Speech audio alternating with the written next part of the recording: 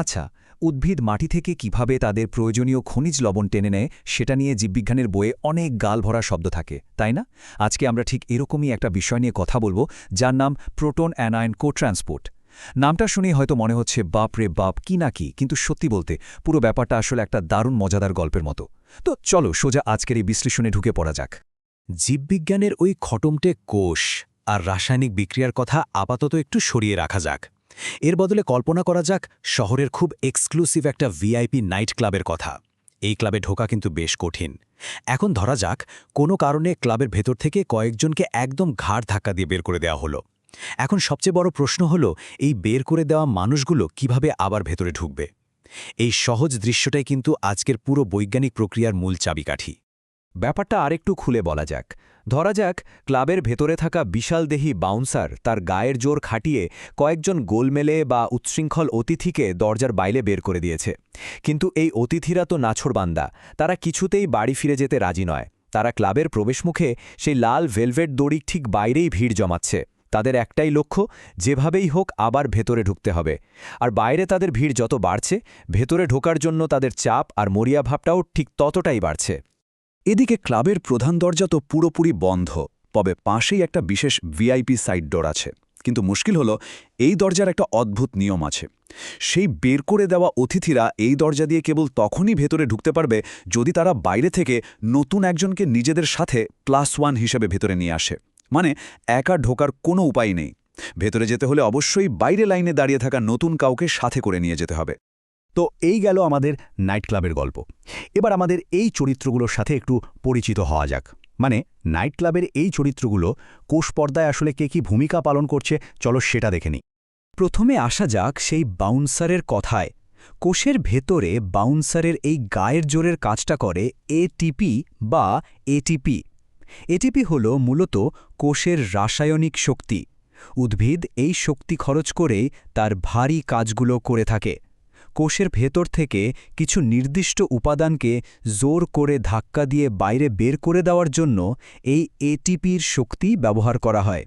আচ্ছা, তাহলে ওই গোলমেলে অতিথি কারা, যাদের বাউন্সার ঘাড় ধাক্কা দিয়ে বের করে দিচ্ছিল? তারা হলো প্রোটন বা হাইড্রোজেন আয়ন। এগুলো হলো ধনাত্মক বা পজিটিভ চার্জযুক্ত আয়ন। কোষ ঠিক তার ওই এটিপি নামক শক্তি ব্যবহার করে এই প্রোটনগুলোকে কোষপর্দার ভেতর থেকে বাইরের দিকে পাম্প করে বের করে দেয়। এবার আসি সেই +1 বা নতুন অতিথিদের কথায়, যারা ক্লাবের বাইরে লাইনে দাঁড়িয়েছিল। কোষের জগতে এরা হলো অ্যানায়ন। অ্যানায়ন হল ঋণাত্মক বা নেগেটিভ চার্জযুক্ত আয়ন, যেমন ক্লোরাইড বা নাইট্রেট। এগুলো মাটির পানিতে বা কোষের ঠিক বাইরেই ঘুরে বেড়ায়। উদ্ভিদের বেঁচে থাকার জন্য এই অ্যানায়নগুলোকে কোষের ভেতরে নেওয়া একদম অত্যাবশ্যকীয়। কিন্তু মুশকিল হল, তারা একা একা কোনোভাবেই ভেতরে ঢুকতে পারে না। আর ওই যে এক্সক্লুসিভ ভিআইপি সাইড ডোর বা বিশেষ দরজাটার কথা বলেছিলাম, কোষের ক্ষেত্রে সেটা হলো কোষপর্দায় থাকা এক ধরনের প্রোটিন বাহক বা প্রোটিন ক্যারিয়ার। কোষপর্দা কিন্তু খুব কড়া, সে এমনিতেই সবকিছুকে ভেতরে ঢুকতে দেয় না। এই প্রোটিন বাহকগুলো অত্যন্ত নির্দিষ্ট একটি পথ হিসেবে কাজ করে। এরা কেবল তখনই দরজা খোলে যখন সঠিক জুটি, মানে একটি প্রোটন এবং একটি অ্যানায়ন ঠিক একসাথে আসে।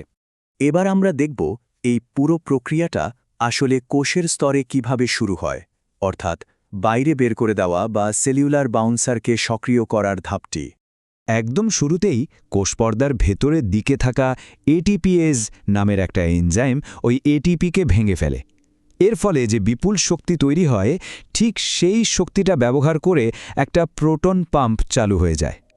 এই পাম্প তখন কোষের ভেতর থেকে প্রোটন বা হাইড্রোজেন আয়নগুলোকে জোর করে বাইরের দিকে বের করে দেয়। ঠিক যেমন বাউন্সার তার গায়ের জোর খাটিয়ে অতিথিদের বের করে দিচ্ছিল না, এটাও ঠিক তেমনই একটা সক্রিয় প্রক্রিয়া, যেখানে সরাসরি শক্তির দরকার পড়ে। প্রোটনগুলো তো সব বাইরে চলে গেল, এরপর কি হয় সেটাই আমরা দেখব এই ধাপে। জনতার চাপ আর মোটিভ ফোর্স তৈরি হওয়া। আর এই ব্যাপারটা চমৎকারভাবে তুলে ধরে সেই বৈজ্ঞানিক অবস্থাটিকে, যেখানে কোষের বাইরে রীতিমতো একটা বিশাল চাপ তৈরি হয়। ঠিক যেমন নাইট ক্লাবের বাইরে বের করে দেওয়া অতিথিরা আবার ভেতরে ঢোকার জন্য দরজায় ভিড় করে আর ধাক্কাধাক্কি শুরু করে দেয়, কোষের বাইরে জমা হওয়া প্রোটনগুলোর অবস্থাও হয় ঠিক সেরকম। তারাও আবার কোষের ভেতরে ফিরে যাওয়ার জন্য একেবারে মরিয়া হয়ে ওঠে। বিজ্ঞানের ভাষায় এই ধাক্কাধাক্কি বা চাপটার একটা গাল ভরা নাম আছে। একে বলা হয় প্রোটন মোটিভ ফোর্স যখন অসংখ্য পজিটিভ প্রোটন কোষের বাইরে জমা হয়ে যায় তখন বাইরের দিকে পজিটিভ চার্জ বেড়ে যায় এবং সেখানকার পিএইচ কমে যায়। এর ফলে কোষের ভেতরে এবং বাইরে চার্জ আর ঘনত্বের একটা বিশাল পার্থক্য তৈরি হয়। একেই বলা হয় ইলেকট্রোকেমিক্যাল গ্রেডিয়েন্ট। আর এই গ্রেডিয়েন্ট বা পার্থক্যের কারণেই প্রোটনগুলো প্রচণ্ড বেগে আবার কোষের ভেতরে ঢুকে পড়তে যায়। এবার আমরা চলে এসেছি এই প্রক্রিয়ার একদম ক্লাইম্যাক্সে, অর্থাৎ +1 নিয়ম এবং জোড়া হিসাবে কোষার ভেতরে প্রবেশ। কোষপর্দার দুই পাশের অবস্থাটা যদি আমরা একটু তুলনা করি তাহলে দেখব বাইরের দিকে এখন প্রচুর প্রোটন বা পজিটিভ চার্জ গিজগিজ করছে, আর তার সাথেই আছে মাটির দ্রবণ থেকে আসা সেই অ্যানায়ন বা নেগেটিভ চার্জগুলো, কিন্তু কোষের ভেতরে এগুলোর ঘনত্ব অনেক কম। এই যে একটা বিশাল পার্থক্য, এর কারণেই বাইরে থেকে ভেতরের দিকে ঢোকার জন্য একটা মারাত্মক শক্তিশালী টান বা আকর্ষণ বল তৈরি হয়। এই প্রচণ্ড চাপের কারণেই সেই বিশেষ ভিআইপি দরজা মানে প্রোটিন বাহকটা সক্রিয় হয়ে ওঠে। কিন্তু ওই যে বলেছিলাম নিয়ম তো একটাই, একা ঢোকা যাবে না। তাই ওই মরিয়া প্রোটনগুলো কি করে তখন? তারা বাইরে অপেক্ষায় থাকা একটা অ্যানায়নকে, ধরা যাক একটা ক্লোরাইড আয়নকে, নিজের সাথে একদম শক্ত করে যুক্ত করে নেয়।